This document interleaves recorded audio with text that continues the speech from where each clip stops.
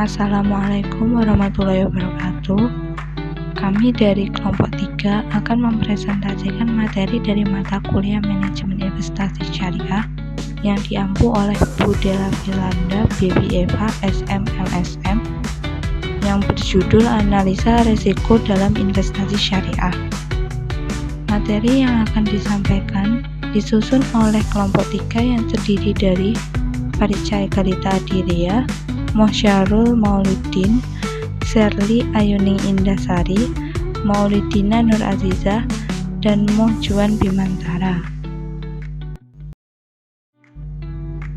Subbab yang akan kita bahas dalam video ini adalah yang pertama ada konsep dasar investasi syariah, yang kedua jenis-jenis investasi syariah, ketiga analisa risiko gharar, keempat resiko riba dan pemahaman terhadap bunga, kelima pentingnya kepatuhan syariah, keenam market risk dan liquidity risk, dan terakhir ada studi kasus dalam investasi syariah.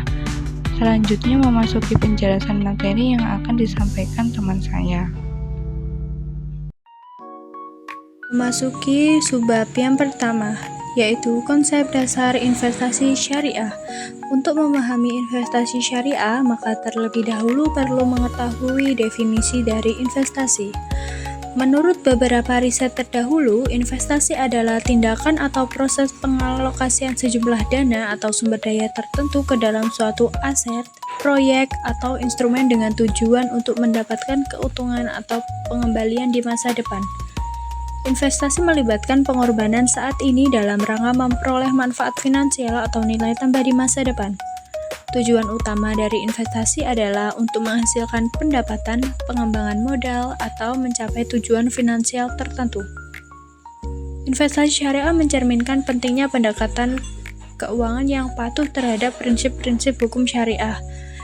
Berdasarkan pandangan ahli di atas, perlu diterapkan yaitu etika serta keadilan dalam pelaksanaan investasi syariah, bukan hanya berkaitan tentang pencapaian keuntungan finansial, tetapi juga tentang menciptakan dampak positif bagi sesama. Yang selanjutnya yaitu jenis-jenis investasi syariah. Beberapa jenis investasi syariah di pasar keuangan melibatkan instrumen-instrumen keuangan yang mematuhi larangan riba, gharar, dan aspek-aspek lain yang dianggap tidak sesuai dengan prinsip syariah. Berikut adalah beberapa jenis investasi syariah di pasar keuangan.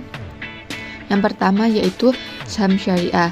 Saham merupakan bagian kepemilikan dalam bisnis yang memberikan hak kepada pemiliknya atas potensi keuntungan dan kontrol dalam pengelolaan perusahaan.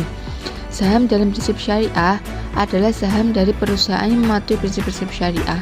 Saham ini diambil dari perusahaan yang terlibat dalam bisnis yang dianggap halal dan memenuhi kriteria-kriteria syariah tertentu. Yang kedua yaitu suku atau obligasi syariah.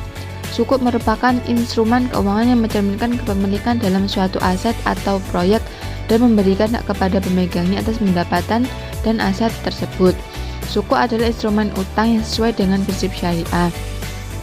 Suku didasarkan pada prinsip bagi hasil, di mana investor memperoleh keuntungan dari pendapatan yang dihasilkan oleh proyek atau aset yang didukung oleh suku tersebut.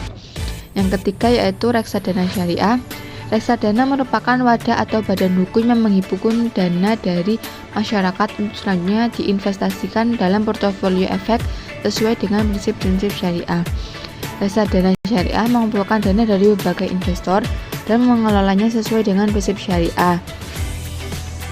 Yang keempat yaitu ETF atau Exchange Trade Fund Syariah. ETF syariah adalah dana investasi yang diperdagangkan di bursa saham dan didesain sesuai dengan prinsip syariah. Mereka mencerminkan indeks saham syariah atau portofolio investasi syariah yang memenuhi kriteria syariah. Skema ETF syariah dirancang untuk memberikan akses kepada investor untuk berinvestasi di pasar keuangan yang mematuhi prinsip syariah. Yang terakhir yaitu ETF emas syariah adalah dana yang melacak kinerja harga emas dan mematuhi prinsip syariah. Mereka memberikan investor cara untuk berinvestasi dalam emas sesuai dengan aturan-aturan syariah.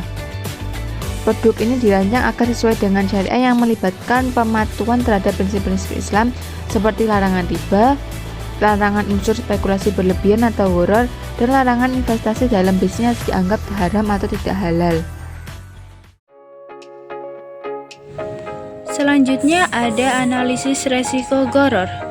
Gharar adalah istilah dalam hukum Islam yang umumnya diartikan sebagai ketidakpastian, ketidakjelasan, atau resiko yang tidak dapat diukur dengan jelas. Gharar adalah resiko yang berlebihan yang muncul karena ketidakjelasan dan dapat menciptakan ketidakpastian dan ketidakseimbangan dalam suatu transaksi. Analisis resiko gharar adalah upaya untuk mengidentifikasi dan mengelola resiko ketidakpastian atau ketidakjelasan ini. Ada beberapa aspek yang perlu diperhatikan dalam analisis resiko gharar. Yang pertama, identifikasi gharar. Yang kedua, jenis-jenis gharar. Yang ketiga, penilaian resiko. Yang keempat, manajemen resiko. Yang kelima, peran Dewan Syariah. Yang keenam, pendidikan dan kesadaran, serta yang ketujuh, audit dan pengawasan. Nah, dari beberapa rangkaian aspek-aspek ini perlu diperhatikan satu persatu agar gharar bisa diminimalisir sedemikian rupa. Selanjutnya masuk pada materi resiko riba dan pemahaman terhadap bunga. Riba pada dasarnya adalah tambahan atas pinjaman yang menimbulkan ketidakadilan. Dalam Islam, praktik ini dilarang karena bisa merugikan peminjam, menjerumuskan pada eksploitasi, bahkan menimbulkan instabilitas ekonomi. Sedangkan bunga dalam sistem keuangan modern dianggap sebagai kompensasi atau imbalan atas pinjaman. Tapi dalam Islam, bunga sering disamakan dengan riba karena sama-sama menambah beban di luar pokok utang. Risiko riba tidak hanya berhenti di level individu, tapi juga melebar ke skala makro. Praktik pinjaman berbasis bunga dalam jumlah besar bisa memicu instabilitas keuangan. Banyak krisis ekonomi di dunia berawal dari tingginya tingkat bunga yang memberatkan masyarakat dan dunia usaha. Jadi, dari sudut pandang Islam, larangan riba bukan hanya persoalan moral atau spiritual, tapi juga punya dampak nyata terhadap keberlangsungan sistem ekonomi. Dengan begitu, kita bisa membedakan mana praktik keuangan yang sehat dan mana yang berpotensi menimbulkan risiko sosial, ekonomi, maupun moral. Berikutnya materi kelima yaitu pentingnya kepatuhan syariah. Kepatuhan syariah artinya memastikan bahwa setiap aktivitas investasi sesuai dengan prinsip Islam, bukan hanya soal mencari keuntungan, tapi juga menjaga keadilan, etika, dan tanggung jawab sosial. Syekh Yusuf Al-Qaradawi memandang bahwa kepatuhan syariah dalam investasi mencakup larangan terhadap riba dan praktik-praktik bisnis yang melanggar prinsip-prinsip keadilan Islam. Kepatuhan syariah juga membuka peluang lebih luas dengan menekankan pentingnya tanggung jawab sosial perusahaan. Kepatuhan syariah dalam pasar investasi syariah terus berkembang, bukan hanya di negara mayoritas muslim, tapi juga secara global. Dan hal tersebut penting juga bagi sebagian besar investor yang mengidentifikasikan diri mereka sebagai pemeluk prinsip-prinsip syariah Islam. Jadi ada potensi besar untuk tumbuh sekaligus tetap sesuai dengan prinsip Islam. Baik, selanjutnya market risk dan liquidity risk.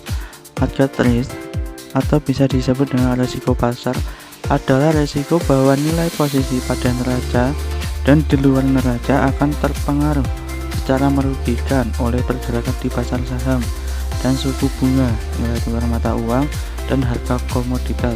Sedangkan liquidity risk menurut John C. Hull, seorang ahli keuangan, menyebutkan bahwa risiko likuiditas adalah risiko yang dihadapi perusahaan atau investor ketika mereka tidak dapat membeli atau menjual suatu aset dengan cepat dan dengan biaya yang wajar.